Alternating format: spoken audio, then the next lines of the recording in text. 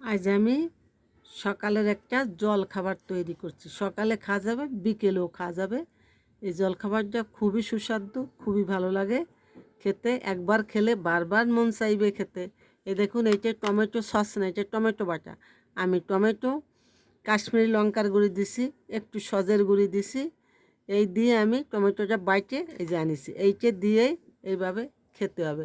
এটা ছোটও বানাইছি, এটা বড়ও বানাইছি। এই দেখুন, এটা বড়ও বানাইছি। এটা অনেক সুন্দর। আমি দেখুন কিভাবে বানাই, দেখতে লাগুন। বিভিন্ন ডাউল দিয়ে আমি একটা সবজির মতন বানাইছি। বিভিন্ন ডাউল আছে, বিভিন্ন সবজিও আছে। এটা দিয়ে আমি একটা সবজি রান্না করছি।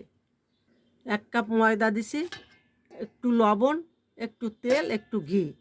এটা আমি একটু এই যে ঘিও দিছি, সামান্য ঘি দিছি। গ্রিল ডাইন্ডের ঘি আমি ব্যবহার করি। আমি একটু ঘি দিয়ে একটা ডো বানাবো।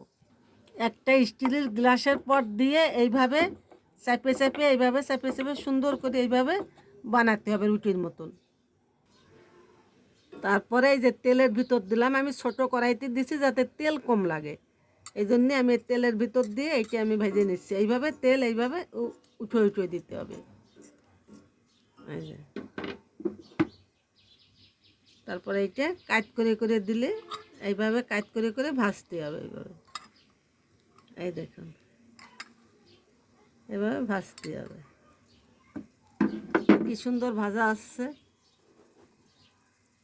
এই দেখুন, এইভাবে কাট করে করে ভাজা লাগবে। এই যে ভাজতে এই যে খুলে যাচ্ছে, এই যে খুলে গেছে। এই দেখুন, এই যে খুলে গেল। এখন আমার এইটা হয়ে গেল। কি সুন্দর ভাজা হয়েছে। এই দেখুন, এইটার ভিতর আমি এখন এইগুলো দিয়ে দিব। এই যে আমি এটার ভিতর দিয়ে দিচ্ছি। এই দেখুন, এটার ভিতর দিয়ে দিচ্ছে। ডাল ভরা পুর, এই যে দিয়ে দিলাম। বিভিন্ন সবজিও দিয়ে দিলাম। এইটা দিয়ে টমেটো দিয়ে খাওয়া যাবে। বন্ধুরা, আমি সবিতা কুকিং হাউস থেকে জানাচ্ছি অনেক অনেক ভালোবাসা ও প্রণাম। যদি আমার ভিডিওটা ভালো লাগে আমাকে লাইক কমেন্ট শেয়ার দিতে ভুলবেন না। ধন্যবাদ। দেখুন কি সুন্দর হয়েছে। এই দেখুন কি সুন্দর হয়েছে। এইভাবে খেয়ে নেবেন। এই যে এইভাবে খেয়ে নেবেন।